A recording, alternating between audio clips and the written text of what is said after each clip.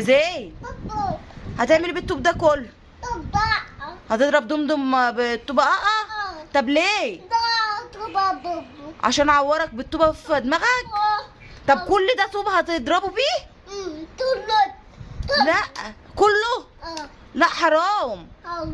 يلا يا عم يلا بقى، ما ينفعش.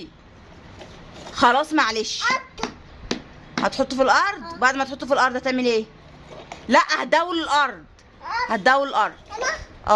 طب ودي كلها طوبة هتضرب بيها دمدم؟ حرام عليك، هو ضربك بطوبة صغنون. طب وانت جايب له طوبة كبيرة تعمل بيها ايه؟ ها؟ هتضربه بالصغنونة دي؟ طب حرام عليك.